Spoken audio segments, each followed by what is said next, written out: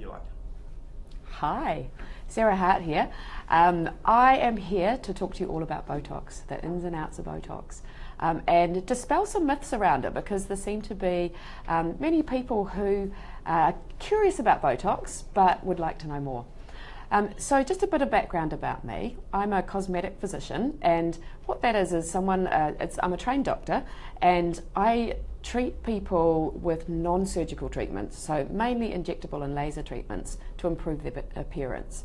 And I've been doing that for about 15 years, and I am highly involved in the teaching of other doctors who do this as well. So I travel internationally and teach a lot. So I thought that what I could do is tell you a little bit about Botox. So firstly, if you want to see what it looks like, this is the vial here of Botox. And what actually is it? A lot of people say to me, I've heard it's a poison, you're injecting that into your face. And it is called botulinum toxin. Botox is the brand name, and botulinum toxin is what it is. Medically, what toxin means is a protein with a very, very specific action. And what Botox does is that it temporarily relaxes your muscles. So what it is that it will basically put your muscles into like a temporary timeout, and that will smooth the skin overlying and mean that your wrinkles don't look as obvious. So you can imagine that Botox is, being a temporary muscle relaxant, it's useful in all sorts of areas. And a lot of people, I think, are aware now that we can use it for spasms in muscles, or use it anywhere in the body where you might need to relax a muscle. And so, for example, it was first used to relax what's called blepharospasm. Now, that is, I don't know if I had an uncle who had blepharospasm. I didn't realise, I thought it was a habit. He used to go like this all the time. And I thought that was a habit he had. And now I realise, in fact, that was blepharospasm. And it can be really disabling, particularly if it's only one eye, because, you know, you think that someone's actually blinking at you or winking at you. And so the couple who published first about Botox being good for wrinkles, in fact, one of them was an ophthalmologist. It was Jean and Alistair Carruthers. One was an ophthalmologist, and he was injecting his patients to treat them for blepharospasm. And they were coming back saying, oh my God, my wrinkles get better. So Botox injected to relax this spasm actually made the frown lines and the crow's feet better. And the dermatologist, his wife was a dermatologist, then actually took this and started using it for wrinkles. And so it really has been, that was the breakthrough moment. And interestingly, around about the same time, there were plastic surgeons who had heard about this new treatment that would relax a muscle, and instead of cutting the frown muscles, like used to be done over 20 years ago, instead they decided to do it temporarily by injecting tiny amounts of Botox, and it worked miraculously. So from that small beginning, we discovered that in fact you could use it in other muscles of the face to improve wrinkles elsewhere, and then uses really exploded all around the body, to the point where it's being investigated for relaxing the heart muscle after heart surgery to stop the heart going into a harmful rhythm called atrial fibrillation. It's approved now for relaxing your bladder, for treating what's called urge incontinence, where you get bladder spasms, and Botox is approved for that, to reduce that. So really anywhere around your body where a muscle is overactive, you can use Botox to very simply and specifically temporarily relax that muscle. So the benefits of Botox cosmetically is that it reduces wrinkles. And the way that we use it is that we use a tiny, tiny little needle to inject it into those muscles specifically. And I thought I might show you the tiny amount of Botox that's actually in the vial. You can barely see it. It's actually 1/4 of a billionth of a gram inside the vial. And so 1 gram of Botox is enough for the whole world for a year. It's incredible. And it's made in a secret location, and this 1 gram of Botox is put into this special container and flown by private jet over to Ireland, where they actually package it. And a lot of the expertise with it is actually making sure it's very pure and it's very precisely measured, because it is very powerful. And so the amount that we need to use in the face is ridiculously tiny. So this is the Botox vial, and this is what it looks like before it's made up. And really, it looks like an empty vial. You can see the slight trace of shadow through there, and that's just a little bit of salt and a little bit of albumin mixed with the Botox. It really just looks like it's a little bit dirty. And that, it looks like it's empty. The Botox is such a small amount in here that you can barely see it. And then to use it, what we do is we like to use preserved saline here at Skin Institute, because that makes it much less stingy. And so what you do is you draw up your preserved saline, you then dilute it into this bottle, and then what we do is we draw out using these tiny little needles. These are the same needles that if you're diabetic and you need to inject insulin, you use these little needles. And so the size of them, for anyone medical watching, is 31 gauge, really, really small. And not sure, you can barely see the needle.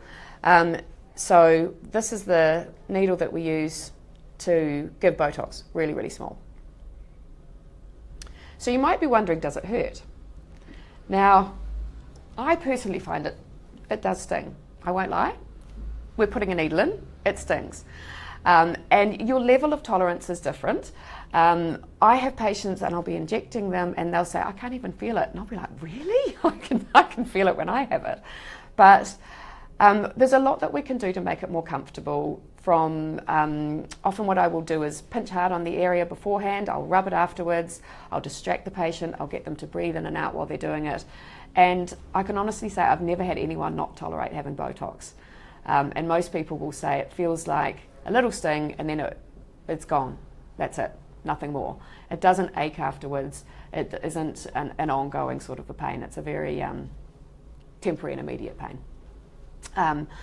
So I think the other thing that people fear about Botox is looking overdone.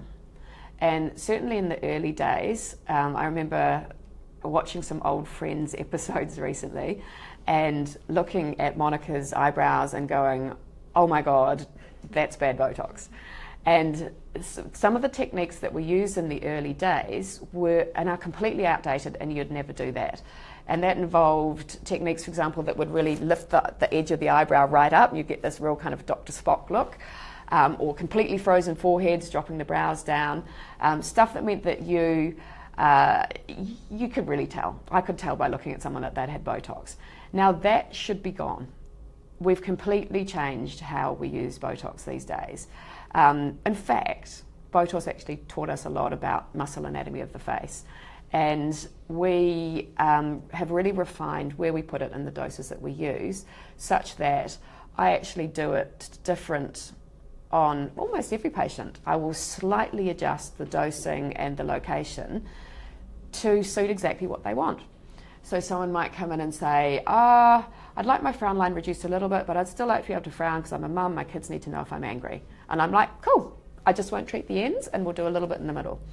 Or I have other people that'll be like, well, I'd like to just reduce my crow's feet a little bit, but I really want to be able to still crinkle when I smile. And I'm totally in favour of that. I don't like that blank look, particularly with crow's feet. So what we can do is we actually just adjust it to suit what you want. So you can have it put into the places that you would like improvement, not put into the places that you're happy with, and we can adjust the dose according to whether you're wanting a more dramatic result or whether you're wanting a really subtle result that you can't detect. What else what can I talk about? Yeah, the other thing I would say is I've got patients now who I've been treating for probably 15 years. I've been doing this for a long time. Myself, I was one of the first practitioners to learn how to inject Botox back in the early days. So I have patients that have been with me for a long, long time. And what it is, it's a real partnership between you and the patient, and that what we do over time might change.